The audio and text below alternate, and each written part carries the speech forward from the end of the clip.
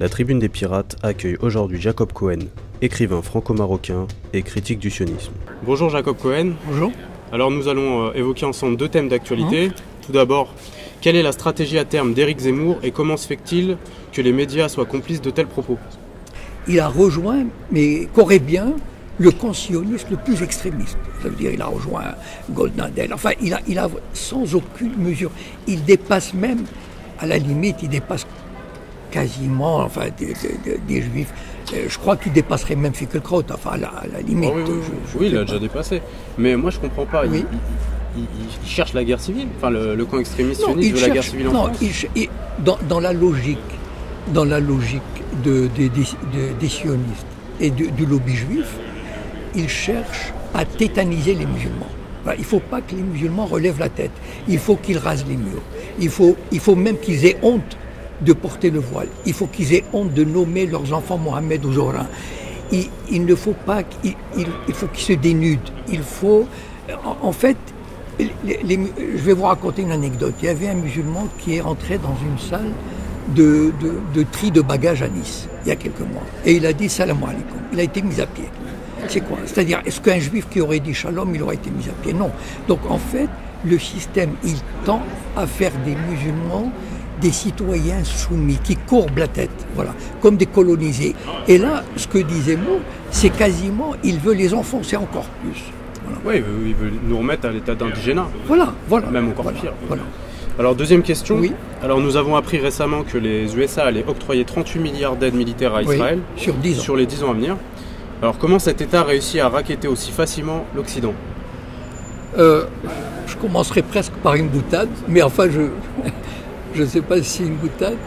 Il y a des bruits qui circulent, des rumeurs, des paroles d'ambassadeurs, etc. Vous savez qu'Israël a au moins 200 bombes atomiques. Bon. Et qui sont dans 6 sous-marins nucléaires, quasiment offerts par l'Allemagne. Parce que la culpabilité, patati patata. L'Allemagne d'ailleurs donne combien par an, à peu près? Je ne connais pas le chiffre. Mais depuis des années, des millions, des milliards. Et même les sous-marins, ils les donnent presque, moitié prix, mais enfin ils doivent s'arranger, etc. Et donc, la plupart de ces bombes sont pointées, c'est-à-dire pointées ou pas, mais en tout cas, elles peuvent être très facilement pointées sur la plupart des capitales européennes. Et les Européens sont probablement convaincus que les Israéliens, le jour où ils tomberont, pour une raison ou une autre, ils feront sauter la planète, ou ils détruiront une bonne partie de l'Europe ou de l'Amérique. Ça, c'est quasiment un fait. Et beaucoup de leaders, surtout aujourd'hui, que Israël a des leaders de plus en plus extrémistes. Un Naftali Bennett. Moi, quand je dis que Netanyahou est un modéré, les gens rigolent. Mais en fait, c'est un modéré. C'est-à-dire, c'est quelqu'un qui a vécu aux États-Unis. C'est l'arbre qui cache la forêt extrémiste. Et qui a vécu aux États-Unis, qui a la notion encore de l'équilibre diplomatique, etc. Mais ceux qui viennent derrière, comme Naftali Bennett, mais eux, ils n'en ont rien à fiche. Eux, ils ont la mentalité de Masada, c'est-à-dire, si on nous détruit, eh ben, on fera péter le monde. Et ils ont de quoi. Et je pense que c'est une crainte qui est ancrée dans les chancelleries occidentales. J'en suis certain. Maintenant, l'Amérique, contrairement à ce qu'on pense, n'a commencé à aider Israël qu'à partir de 1973. C'est-à-dire que de 1948 à 1967, c'est plutôt la France qui a aidé Israël sur le plan militaire. Il leur a même donné la bombe atomique. Voilà.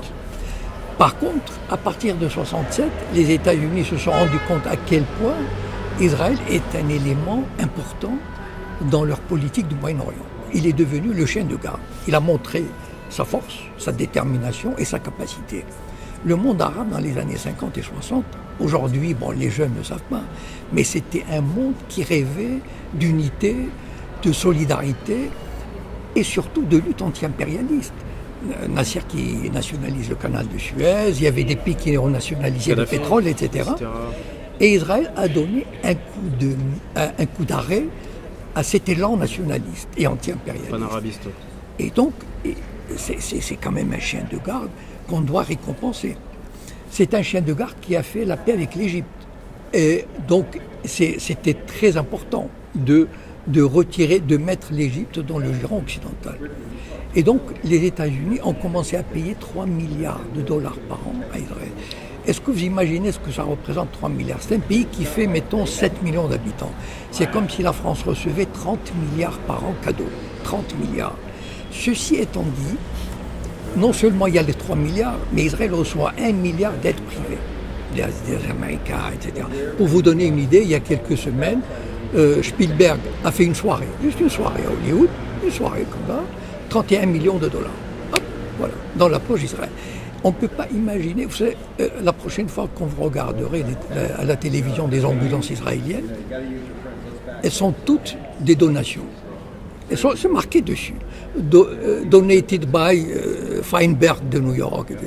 Vous entrez dans une université israélienne, l'amphithéâtre A, et c'est une donation de tel. La cafétéria est la donation de Frank Sinatra à Jérusalem, etc. C'est un pays qui vit uniquement, enfin qui vit grassement de l'aumône internationale. Et alors, mais c'est aussi le fruit du lobby aux États-Unis? Oui, c'est le fruit du lobby, mais c'est aussi le fruit de l'intérêt colossal que représente Israël pour la politique moyen-orientale. Il ne faut pas oublier quand même qu'Israël, ces 3 milliards sont quand même, sont largement compensés pour l'Amérique. Parce que le monde arabe, aujourd'hui, depuis 10 ans, il ne présente plus aucun danger. Il marche droit, il courbe la tête, et ça, c'est Israël. Donc, et en fait, les 2-3 milliards, Israël voulait 4 milliards et demi par an. Parce qu'il y a beaucoup de voix qui sont élevées en Israël, moi qui suis la politique israélienne de près, il y a beaucoup de gens comme Barak, etc. Ils avaient dit que Netanyahou a raté l'occasion de ramasser le jackpot, c'est-à-dire 4 milliards et demi. Il a fait une connerie, etc. Il s'est laissé avoir. Comment? Que 3 milliards 8? Mais c'est colossal pour un petit pays comme ça, 3 milliards 8. Et donc, mais en même temps, bon, c'est un rapport de force. Il y a le lobby, mais moi je crois une chose, c'est que c'est pas seulement le lobby qui est puissant, c'est que Israël rapporte à l'Amérique. C'est-à-dire, ils ont des services de renseignement extraordinaires. Ils sont capables, ils peuvent, ce qui se passe au Soudan par exemple, ce qui s'est passé, le Sud-Soudan, le Kenya, c'est le fait des Israéliens. Donc en fait, Israël a un pouvoir qui va même au-delà du Moyen-Orient. Et ils peuvent déstabiliser pratiquement n'importe quel pays arabe. Et donc, il mérite, entre guillemets, ce qu'on lui donne. C'est-à-dire, mais moi je crois que le lobby à lui seul n'explique pas tout. Oui, je comprends. Voilà. C'est-à-dire qu'il y a un équilibre entre, il y a le lobby, c'est leur intérêt. Mais c'est leur intérêt fondamental des Américains. Le jour où Israël ne jouera plus ce rôle, à ce moment-là, on trouvera une raison, on dira, tiens, c'est trop cher, etc. Mais ce qu'ils donnent, c'est largement, et en plus, les 3 milliards ou les 3 milliards 8 qu'ils donnent, c'est de l'argent qu'Israël doit acheter, c'est du matériel qu'Israël doit acheter aux États-Unis. Oui, exactement. Et Israël développe des armes et développe des techniques. Par exemple, les drones, les Américains en profitent. Ils développent probablement... Ils testent sur Gaza. Voilà, ils testent tout ce qui se passe en Afghanistan, etc. Donc, il doit y avoir pas mal d'appui israélien. Et donc, finalement, 3 milliards pour les Américains, c'est pas, ou 3 milliards 8, c'est un investissement et ça rapporte. D'accord, je vous remercie pour ces précisions et puis à bientôt sur la Tribune des Pirates. À bientôt. Merci.